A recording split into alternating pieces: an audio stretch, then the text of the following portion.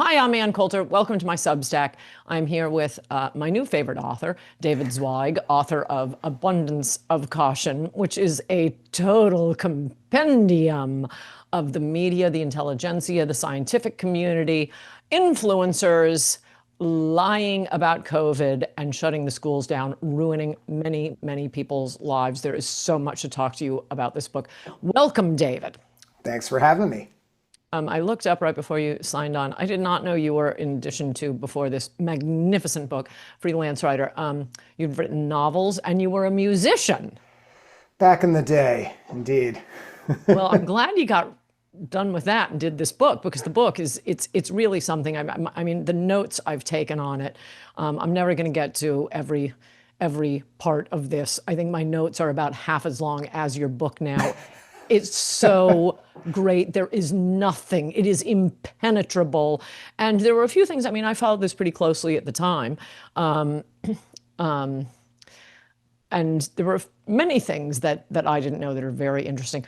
We'll get to the details of how you, and I might add, I was right about not needing, that it was basically if you were 80 or over, you were in danger and no one else was, which, oh my gosh, you have the goods on that.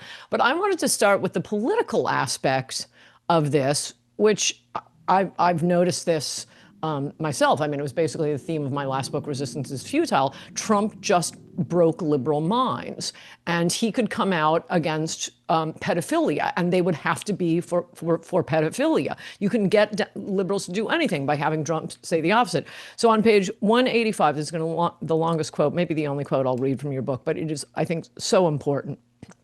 The notion of opening schools was now seen as explicitly part of Trump's Open Everything Up campaign, and in the process became radioactive to many liberals.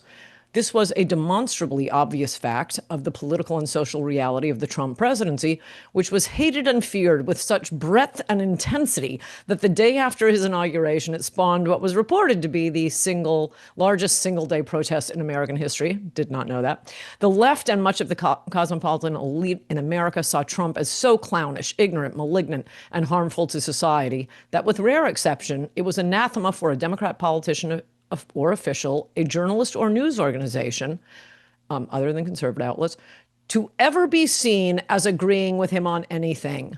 This dynamic was no less ingrained in much of the professional and influencer classes in publishing, technology, and so on. That is a theme running throughout this book when you have overwhelming evidence. And oh my gosh, now we know once again how much the Pulitzer is worth. The stuff you have on the New York Times. Well, describe what you have on the New York Times.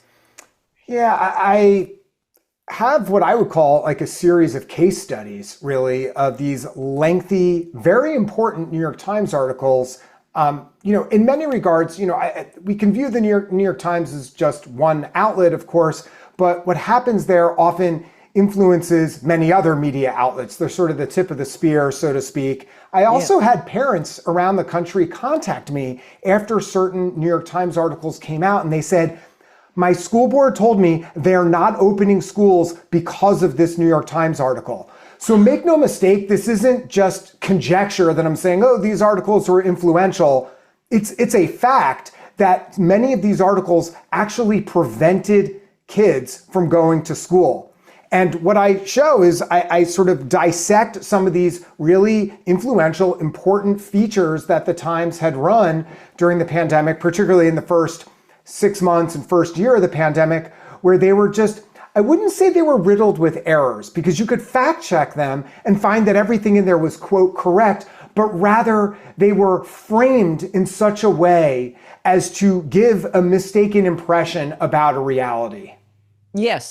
Yes, you remind me. This is how the New York Times lies. They lie by omission. My version of this is, so every sentence is, yes, that's technically true, but you're giving the wrong impression. So my example of this is a Hitler obituary. Painter dies.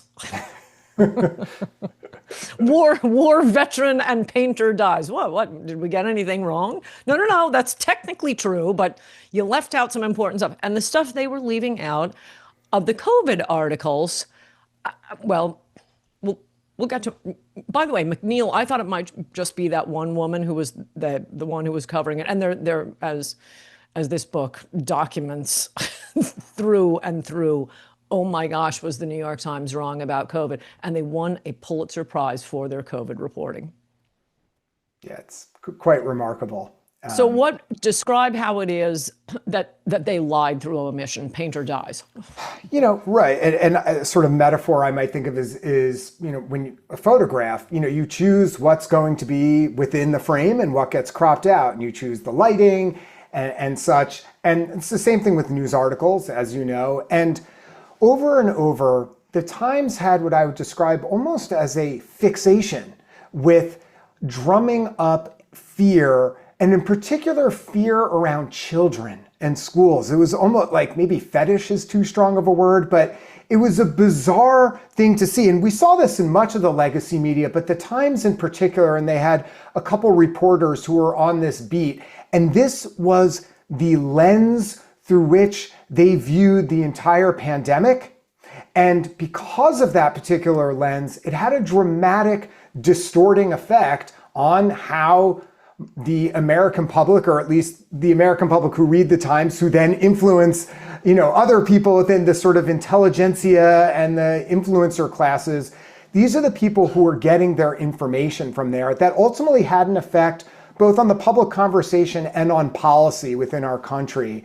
And what was often left out was an enormous amount of just manifest empirical evidence, oftentimes from Europe, that was either absent or, when it was mentioned, was metaphorically waved away with the hand with some very specious sort of one-off statement. Oh, well, they controlled the virus or something like that, which was kind of unprovable, non-scientific statement. So over and over, we had instances of this type of reporting, and often where there was, what's known as argument from authority, where it was not that something was correct, but merely that the credential of the person saying it, that's enough. We don't need any evidence. It's just so-and-so is saying this. Moreover, oftentimes they didn't attribute the quote to anyone in particular. It's just experts say. The consensus is that schools need to be closed until you get HEPA filters or whatever it is.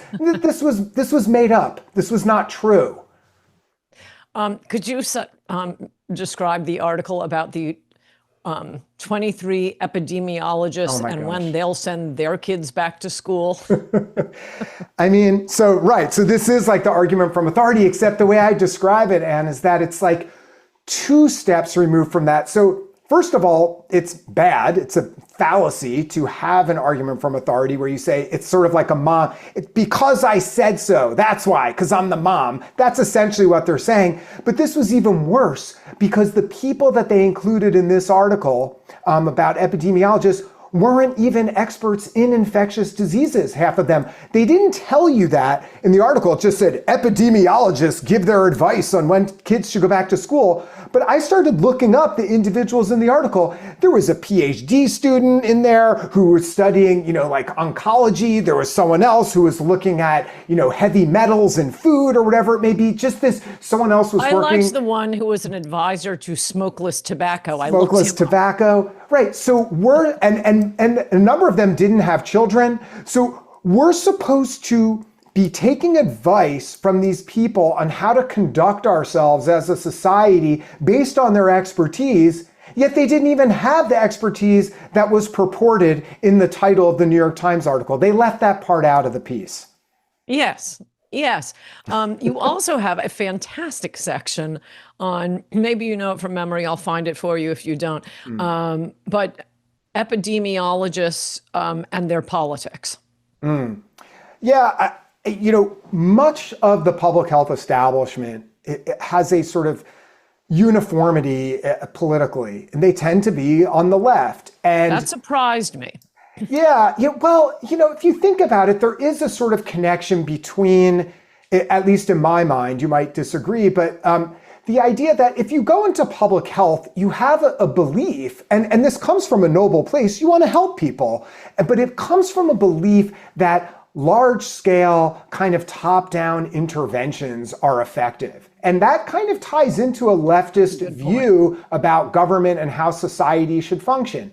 Some of these interventions are effective, and that's wonderful.